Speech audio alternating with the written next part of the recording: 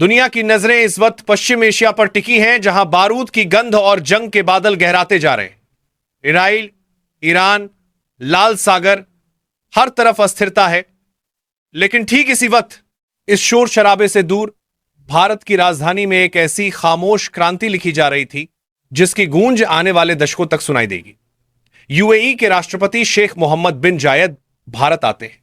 यह दौरा छोटा था, महज कुछ घंटों का, लेकिन इन चंद घंटों में जो फैसले लिए गए उसने भारत और अरब दुनिया के रिश्तों को हमेशा के लिए बदल दिया है। दोस्तों, यह अब सिर्फ तेल और व्यापार की दोस्ती नहीं रही। बात अब हथियारों की है, बात अब वॉरफेयर की है, बात अब $200 बिलियन के उस साम्राज्य की है जिसे भारत और यूएई मिलकर खचा करने वाले हैं। क्या है वो स्ट्रेटेजिक डिफेंस पार्टनरशिप जिसने पाकिस्तान और चीन के रणनीतिकारों की नींद उड़ा दी है? क्यों दुनिया के सबसे अमीर देशों में से एक यूएई आज अपनी सुरक्षा के लिए अमेरिका या यूरोप की जगह भारत की तरफ देख रहा है? आज के इस वीडियो में हम डीकोड करेंगे 19 जनवरी की उस ऐतिहासिक डील को जिसने 2026 की जियोपॉलिटिक्स में भूचाल ला दिया है। 19 जनवरी 2026 का दिन इतिहास के पन्नों में दर्ज हो चुका है। यूएई के राष्ट्रपति, जिन्हें दुनिया प्यार से एमबीजेड कहती है, भारत पहुंचते हैं। यह कोई आम कूटनीतिक दौरा नहीं था।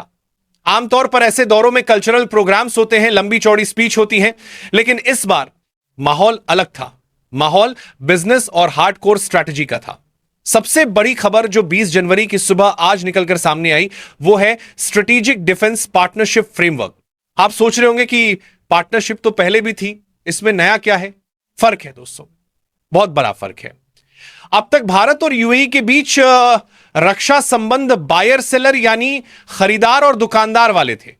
हम उनसे कुछ लेते थे या वो हमसे कुछ छोटे मोटे इक्विपमेंट लेते थे। लेकिन 19 जनवरी को जिस लेटर ऑफ इंटेंट पर साइन हुए हैं उसका मतलब है संयुक्त निर्माण। अब भारत और यूएई मिलकर रक्षा उपकरणों का निर्माण करेंगे, एडवांस मिलिट्री टेक्नोलॉजी का ट्रांसफर होगा, नए मिलिट्री सिस्टम्स को स्क्रैच से डेवलप किया जाएगा। भारत के विदेश सचिव विक्रम मिस्री ने आज 20 जनवरी साफ कर दिया है कि यह डील किसी तीसरे देश के खिलाफ नहीं है, बल्कि यह दो ताकतों का नेचुरल एवोल्यूशन है। लेकिन जियोपॉलिटिक्स में जो कहा नहीं जाता वही सबसे महत्वपूर्ण होता है। इस दौरे में सिर्फ डिफेंस ही नहीं बल्कि ऊर्जा और निवेश पर भी ऐसे फैसले लिए गए हैं जो गुजरात के धोलेरा से लेकर अबू धाबी के तेल कुओं तक असर डालेंगे। लेकिन सबसे पहले हमें समझना होगा कि अचानक यूएई को भारत के हथियारों और डिफेंस की जरूरत क्यों पड़ गई। इसके पीछे छिपा है पश्चिम एशिया का वो डर जो उन्हें सोने नहीं दे रहा। इस डील की अहमियत समझने के लिए आपको आज के पश्चिम एशिया को देखना होगा। जनवरी 2026 का समय है। आप देख रहे हैं कि लाल सागर में व्यापारिक जहाजों पर हमले हो रहे हैं। इसराइल और उसके पड़ोसियों के बीच तनाव चरम पर है। पारंपरिक महाशक्तियां जैसे अमेरिका अपनी घरेलू राजनीति और अन्य युद्धों में व्यस्त हैं। ऐसे में खाजी देश खुद को असुरक्षित महसूस कर रहे हैं। उन्हें एक ऐसा साथी चाहिए जो ताकतवर हो, भरोसेमंद हो और सबसे जरूरी स्थिर हो। यहीं पर भारत की एंट्री होती है। यूएई ने देखा कि जब दुनिया दो गुटों में बंट रही है, भारत अपनी जगह पर अडिग खसा है। भारत की रणनीतिक स्वायत्तता ही वो चुंबक है जिसने एमबीजी को दिल्ली खींचा है। जरा सोचिए, पाकिस्तान ने हाल ही में कुछ अन्य देशों के साथ डिफेंस पैक्ट साइन किए हैं, लेकिन वो अस्थिरता का शिकार है। वहीं भारत अपनी मेक इन इंडिया पहल के तहत अब दुनिया को ब्रह्मोस आकाश मिसाइल सिस्टम और तेजस फाइटर जेट्स ऑफर कर रहा है। यूएई ये जानता है कि अपनी सुरक्षा के लिए अब सिर्फ पश्चिमी देशों पर निर्भर नहीं रह जा सकता। उन्हें डाइवर्सिफिकेशन चाहिए और हिंद महासागर इंडियन ओशन में भारत से बना और ताकतवर पड़ोसी जो मित्र भी हो, दूसरा कोई नहीं है।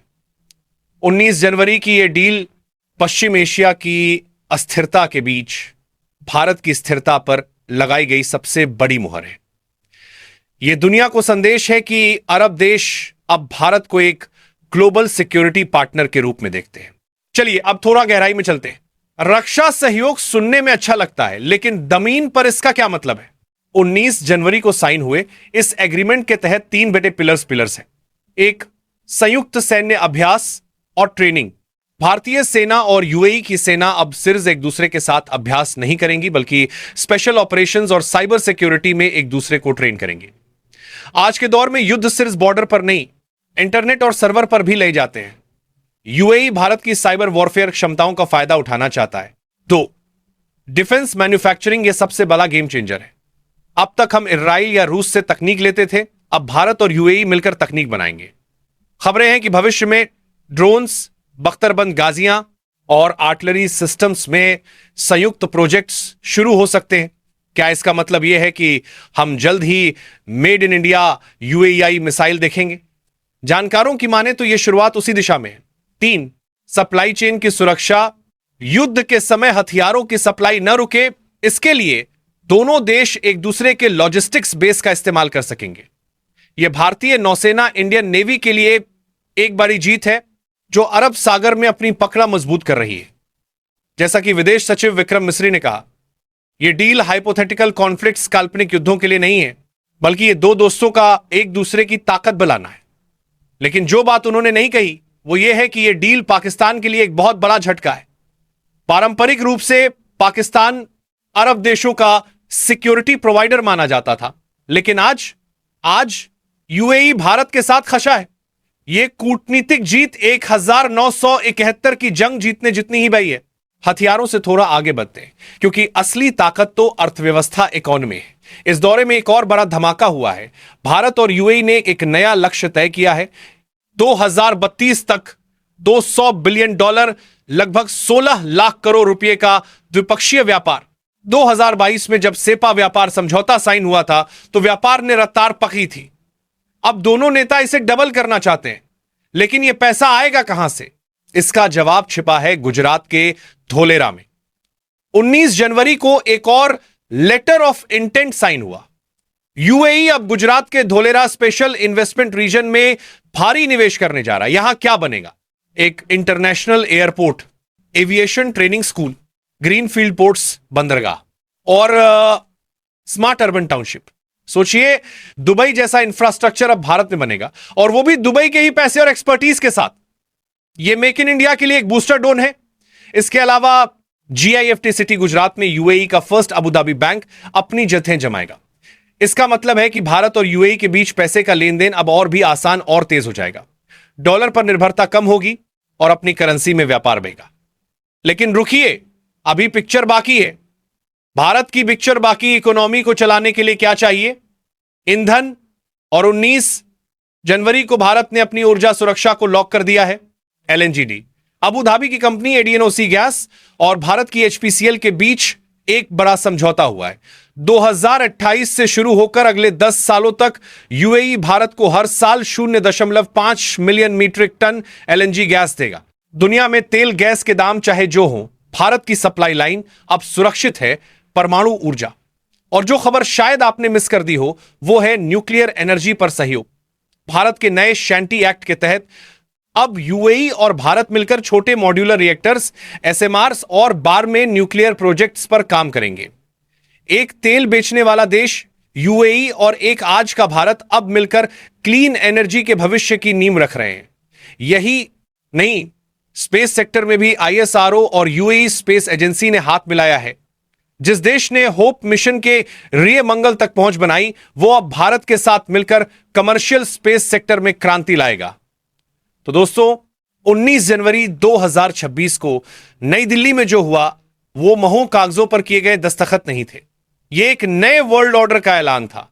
एक तरफ पश्चिम एशिया सुलग रहा है, पुरानी ताकतें कमजोर पा रही हैं, और दूसरी तरफ भारत एक विश्व मित्र और एक नेट सिक्योरिटी प्रोवाइडर के रूप में उभर रहा है। यूएई का भारत पर इतना बड़ा दांव लगाना रक्षा में, व्यापार में और भविष्य की तकनीक में यह बताता है कि दुनिया का भरोसा अब किस तरफ झुक रहा है। यह डील पाकिस्तान जैसे विरोधियों के लिए एक चेतावनी है और चीन के लिए एक चुनौती। भारत ने बिना शोर मचाए अपनी कूटनीति के दम पर वो हासिल कर लिया है। शेख मोहम्मद बिन जायद का यह दौरा छोटा था, लेकिन इसका असर बहुत बड़ा है। भारत और यूएई की यह दोस्ती 21वीं सदी की कंप्रीहेंसिव स्ट्रैटेजिक पार्टनरशिप की सबसे बेहतरीन मिसाल बन गई है। आपको क्या लगता है? क्या भारत और यूएई की यह डिफेंस पार्टनरशिप एशिया में शक्ति संतुलन को बदल देगी? क्या भारत अब एक ग्लोबल मिलिट्री सुपर पावर बनने की राह पर है?